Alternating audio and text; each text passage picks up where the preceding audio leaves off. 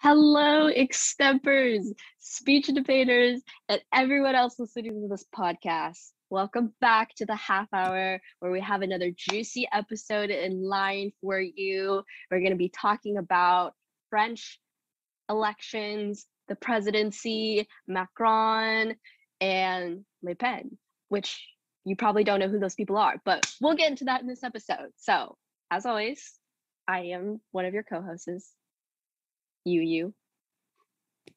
Now I'm Spencer, and I'm doing great. By that I mean I've got a sore throat, and I probably shouldn't be yelling at the top of my lungs. So, yeah. Anyway, You're gonna hurt your eardrums, but deal with it. bear with us. But I think it's going to be a great episode. We'll talk about who these people are, how they have done in the elections, what are the results of the elections. Spoiler alert, Le Pen did not win and Macron won. But we'll get more into like what that means for the political climate in Europe, but also in France, and also what the election system looks like in France in the first place. So, first and foremost, France's presidential elections are held every 5 years, not 4 or 5. So you see them usually ending in 7s or 2s.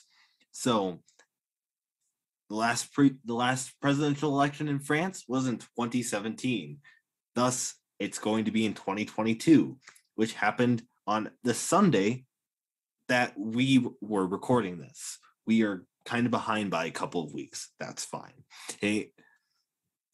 So in 2017, Macron was going against Marine Le Pen, and he won. And in 2022, the same thing happened, which is particularly interesting. We'll get to that later. Macron is part of a centrist party known as the LREM. There's there's a French pronunciation of that. In English pronunciation, it's called Onwards Republic, which is exactly what you might think it is. It is important, though, when we talk about centrist, that it is not the same as the U.S. Okay? Let's talk about the U.S. political spectrum for a minute, okay, versus the worldwide political spectrum. U.S. political spectrum is actually pretty conservative. So what do we mean by that? We mean that if you compare the United States versus the world, U.S. presidents, U.S. politicians, U.S. people are all conservative. Not all of them. But for the most part, we are really conservative. So what we deem as centrist is really center of the right. Hey, our Democrats are still on the right wing of the political spectrum. That is legitimately the Democratic Party. They are conservative. Okay, they have conservative ideals. So yeah, the worldwide political spectrum is very different. The Conservative Party is more like the Democratic Party in the US for most countries. A social democratic party is what liberals would be considered as. So obviously other countries are prone to having more extreme parties being elected, which is one of the reasons why Marine Le Pen is so successful. In France, her party is termed as the National Rally. The better description of it is called a National Front Party.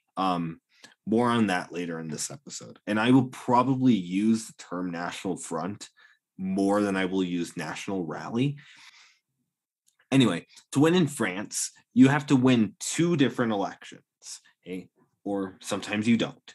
But the best way to think of the first election is like a primary election in the US.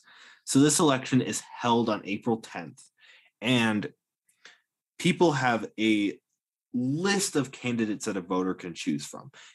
So after the first election, the votes become counted. If a singular presidential candidate receives 50% plus of the vote, they are automatically elected as president. Okay, so if out of the list of candidates, if Macron won 50% of the vote or more, Macron becomes the next president. If not, which he wasn't, then a second election has to take place between the top two voted candidates.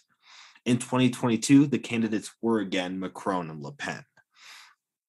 This election took place on April 24th, and Macron won this election 59% to 41%. In 2017, his election win was 66% to 34%, which means that he lost, 7% of the original vote, and Le Pen gained 7%. So pretty important. And while it only shows two different elections, this does show that there has been a growth in a far-right party. And to note, as we get into this a little further in this episode, the National Front Party is way more extreme than Republicans are in the U.S. I think my section mainly builds off of what Spencer has already said, talked about, and things like that. But I do want to push back on two of the points that he did bring up. And we'll get to that in the rest of my section. So before we dive into the controversy of the election in general, we should first understand what we're referring to when we say far right or centrist or far left in regards to the French and European systems of politics and kind of like the socio-political climate. So historically, it hasn't always been the way it is now in France, but the background here is important to know. So most historians will say that French politics was dominated by the duopoly until 2017 with the rise of Macron and the centrist party. So prior to 2017, it was split between the socialists and the Gaullist parties, or like the far left and the far right parties within France. So think of these two as the two parties that had a duopoly over France's political landscape. The Socialist Party represents the middle class and civil servants. They usually advocate for things like nationalization, a strong welfare state, and participatory democracy. Recently, the Socialist Party has experienced divides in which there is a Socialist Party, but also there was a creation of the Republican Party, which more politically aligns with the US Democratic Party's agenda. Meaning, while they are named the Republican Party translated to English, they are not what we know as the Republican Party in the United States. They're more of like the Democratic Party in nature, I will say.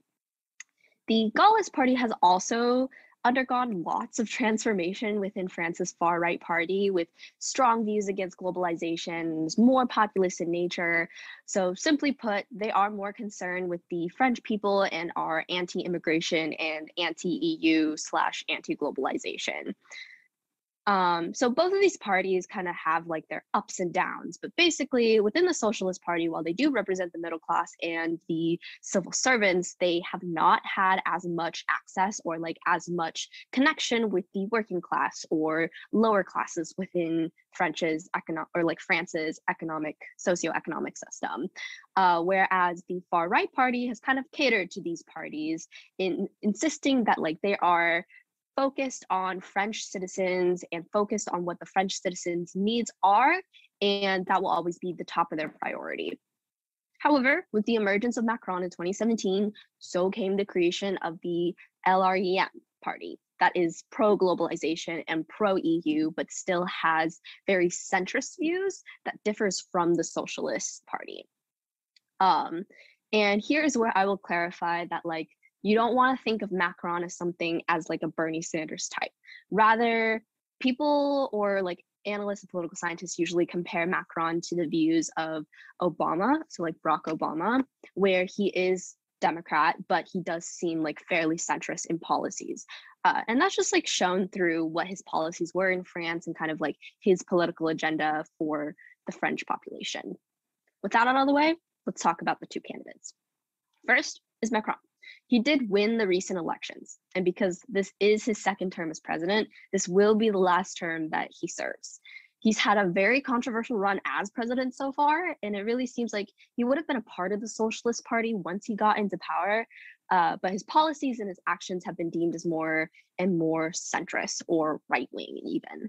For example, he is a huge advocate for the European Union and globalization, and his policies have been mainly focusing on strengthening the EU. However, this has upset French citizens because of the lack of conversation he has on like French-based issues or in French individuality. And that just means like regarding how French citizens are doing themselves. So, but what really has been on the minds of critics was when he increased the tax for diesel, which we know sparked the yellow vest or yellow jacket protests against the tax. And it was like a whole thing when I was doing Extemp back in my days. And also back when Spencer was doing Extemp too. I remember getting multiple questions about the yellow jacket protests and things like that. But on the other hand, you also have Marine Le Pen on the far right. She is also a very controversial figure with her social views, mainly in terms of her view on immigration and association to her father, who was famously known for being a Holocaust denier and also known for Islamophobia. She has worked to soften the image of the right-wing party by being more soft on her views and kind of steering the party away from being known for like their denial that the Holocaust happened and also their Islamophobia too. But like the way that she does this is mainly just not bringing it up in conversations and covering it up with messages of just being there for the French people and promises of putting 150 to 200 euros back in the pockets of French citizens.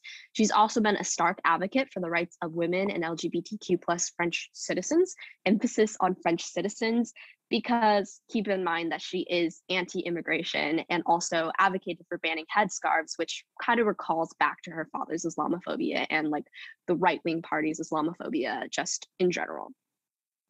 There's also conversation around how her relationship to Vladimir Putin in light of the Ukrainian war was very just controversial in general, meaning it split like the population in terms of like wanting to vote for her because of this issue that is happening. So Macron accused her party of relying on funds from Russia to prop up their campaign, to which she responded that it was only a failure of getting funds from French sources, which left her no choice but to turn towards Russia in a sense. Le Pen did lose the elections, but analysts were shocked by how many votes she did end up getting, which indicates a rise of nationalism, not only through France, but through Europe as a whole. There were many concerns that a Brexit-like situation could have happened in France if Le Pen won, as this was the policy she ran on back in 2017. This is the last time that Le Pen will run for presidency. However, that doesn't mean it's going to be the end of right-wing nationalism or the end of the rise of right-wing nationalism within France or within Europe.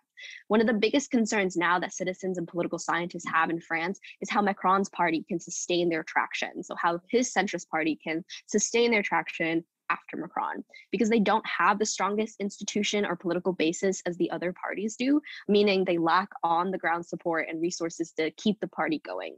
There's also no clear successor to Macron's party, so when Macron has to step down, or a way to ensure the survival of the party or the vitality of the party, if you will say. Many analysts think that despite the tripolarization of France that has started in 2017 and continued till now, it could still go back to the duopoly of the far right and the far left, but could transform instead to center left and center right parties.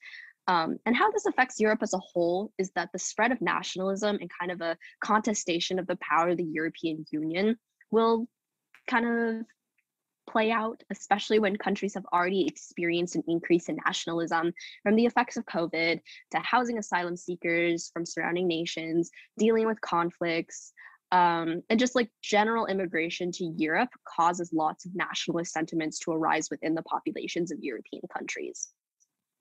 This is just to say that the French elections is not something that acts alone. What happens in France can also shape the political climate of Europe as well, especially with Macron's goals of further globalization and the strengthening of the European Union as well.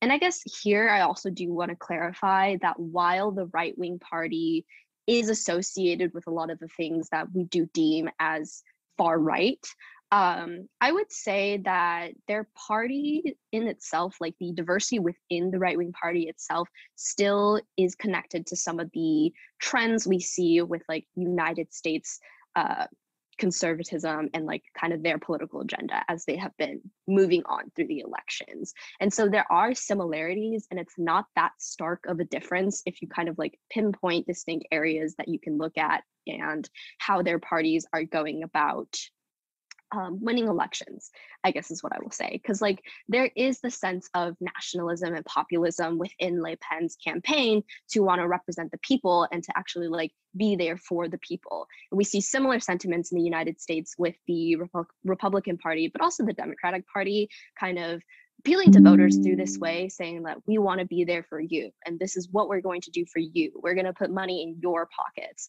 and using the same kind of rhetoric to gain votes that way. But other than that, French elections, kind of messy, kind of controversial, but still important nonetheless. And what's going to happen is, well, yet to come.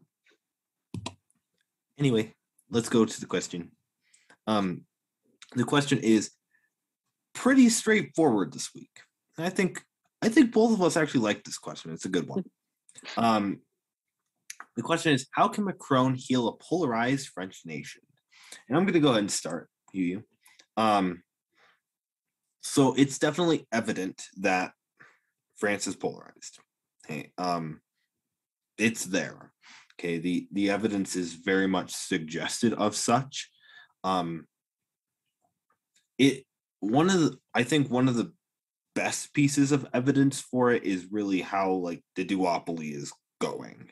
Okay, and kind of how you went and explained that, right, really helps to show. But let's take this back for a minute. Okay, a couple really good books are both going to be in the description: The Populist Explosion, The Nationalist Revival. Okay, both of these, so they were written in 2016, 2018 respectively.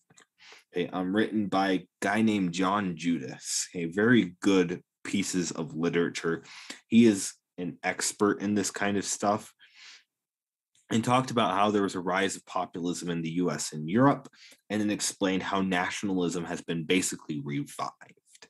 Okay, countries have started to become anti-EU. I think that when we really look at the evidence in depth and we start to put the pieces together, the European Union is really unstable. I think that people are beginning to realize that, and that's causing some of this trouble of where we're having this polarization, right? When you look in 2016, populism has always been a thing that's been around, and this is where John Judis comes into play. He explains how populism has always been there. There's been very close calls, right? Bernie Sanders is a populist. There's a shocker for some people. Okay? Bernie Sanders is considered a populist, and that's an argument he makes. It's an argument he backs up, right? And I know there was a really big rise of populism, and it wasn't just in the U.S. It was also in France. Forgot what we were talking about for a minute, but it was also in France. And a number of these countries started really seeing an uptick in populism. In 2018 was the real strong start of nationalism. And nationalism is really big right now. We're trying to do what's best for our people. Okay? This is in the US. I mean, think about what President Biden ran on. President Biden ran on building the US back better. He ran on a nationalist policy. Okay? So really start thinking about how like nationalism has been growing, and this has been the last 4 years. So we're seeing this big uptick, and nationalism can be polarizing. It is a very big discussion. Should we be globalized? Should we not? Is the EU very good? Nationalism is a sometimes pretty polarizing topic, in my view, and kind of from what I've been seeing. So reasonably speaking, Macron's got to deal with nationalism, which is going to be very hard to deal with. And as nationalism keeps growing, that's going to become very tricky. Two things are there to fix a polarized party. Okay. The first one is, if it's to have a functioning government, you need to have in a polarized system, you need to have a majority party rule. Okay. So that is, one party continues to dominate. Okay. You don't have a strength in a minority party, right? Which is not there. Okay. Because what usually is, the socialist and conservative parties don't exist in France, or not don't exist in France, but they're clearly not being elected into runoffs. Okay. Because right now it's the Onwards Republic and the National Front, which are two very different parties from what would be conservative and social democrat. It's not there. So there's problem number one. But in this instance, if we had a majority party, France is fine. There's no reason to fix the polarization. This is a really weird answer, I apologize. But number two, okay, is, well, yeah, polarization is not, it's not the end of the world. And some people don't realize that, is polarization is not always bad. It can be good. Okay. It can be good if it's right? If it's a majority party ruled system, polarization is fine. That's a wild answer, you. Sure, you're not going to Very take long one. I would say, if I go off of what this question, as like an NSDA question, Extemp question, is asking, I would say what it's asking is that because the people of France has been fairly split, as seen in the elections where Macron lost 7% of the votes that he had in 2017 and Le Pen gaining 7% of the votes that he lost, in terms of like polarization that way, that it is centrist or far left versus far right. And I guess like this speaks to the tripolarization that I brought up within my background that I mentioned, where it is split between far left, far right, but also centrist now because of Macron's presidency. So to answer this question, I would say, regularly answering this question, what Macron needs to do is probably like have more transparency with the people and what his policies are, especially with the yellow vest and yellow jacket protests that is still fresh in the minds of French citizens. That's something that is crucial for his party to do in order to mend the divide between the people.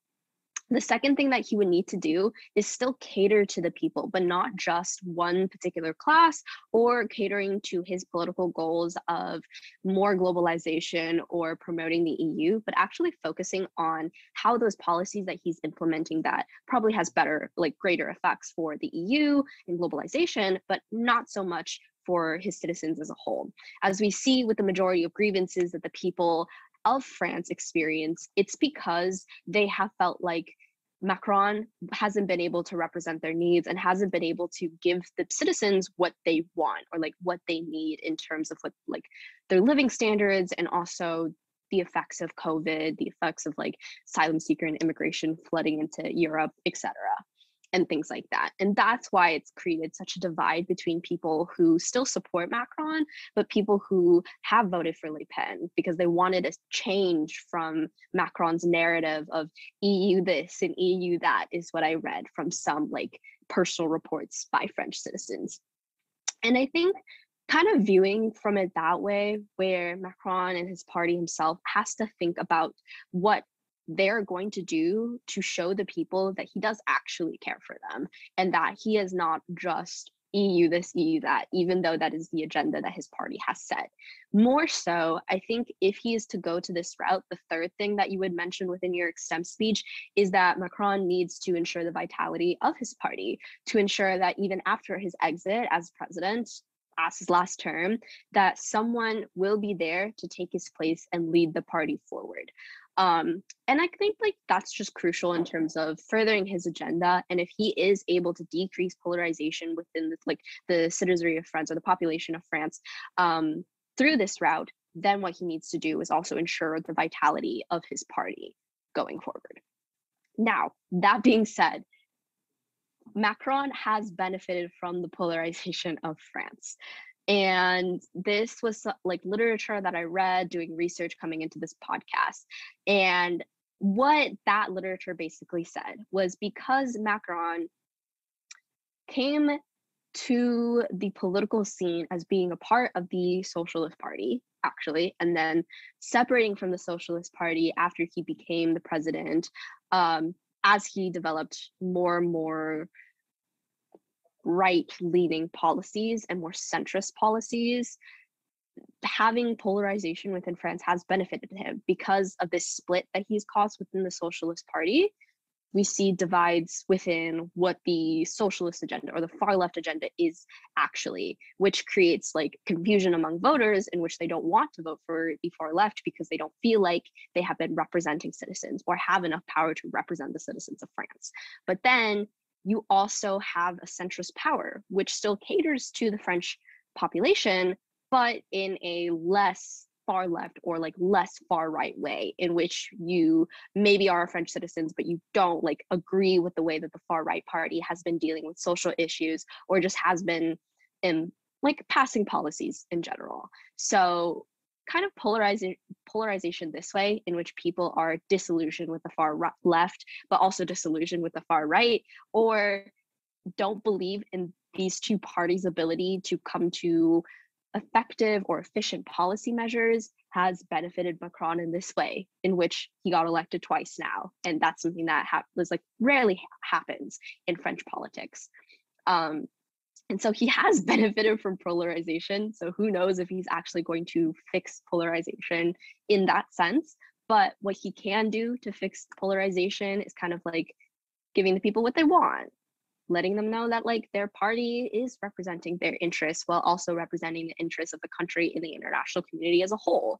And I guess with every presidency trying to cater to their people, it's always a balancing act between how do I further this agenda to bring more prosperity back to our country, but also make it seem like it is actually efficient and doing something for the people without making them feel like they're being excluded from the conversation or making them feel like that our party doesn't care about them. So very populist in terms of policy and kind of how the party has been viewing what they need to do. Macron has even come out and said that what his party is interested in doing is providing some changes in the next 5 years to cater more to the people and to like get their interests met. Some changes will be made, but we don't know what those changes are because he kept it very, very vague. But just know that you should probably keep an eye out on French politics, because I'm assuming you'll probably get more questions regarding what's happening in France and what's happening with Macron, especially if you have like a European section within International Extemp. I think that's a good place to wrap it up. We'll let you ponder over what we mean by all these political theory concepts and analysis that we do with it. But I hope you enjoyed this video. I hope you win the round. I hope that you do the best that you can. So if you don't win the round, let us know how you did. Let us know how we did. If you have any questions, comments, or concerns, feel free to DM either me or Spencer. We're always available on IG 24/7 because we don't sleep. Yeah. And make sure to give us a follow on our social media accounts. It's on Instagram and Twitter at the Half Hour Extemp Podcast for both of them. We do polls, we do questions, and we do Q&As. So follow. Support us there. But also, if you're not subscribed to our YouTube channel, go ahead and hit the subscribe button, but also ring the bell that is next to the subscribe button so you don't miss a single episode of the Half Hour, which actually airs early on YouTube. So like hit the bell. Anyway, thank you so much for your love. Thank you so much for your support. I hope you enjoyed this episode. Until the next one.